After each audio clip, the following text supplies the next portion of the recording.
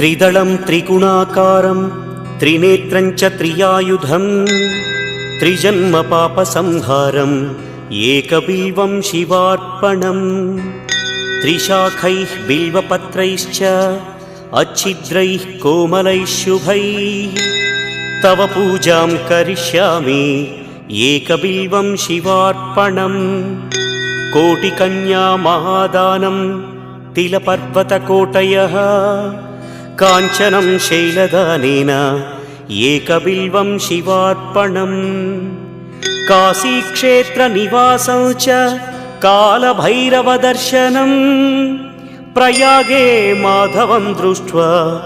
एकबिल्वं शिवार्पणम्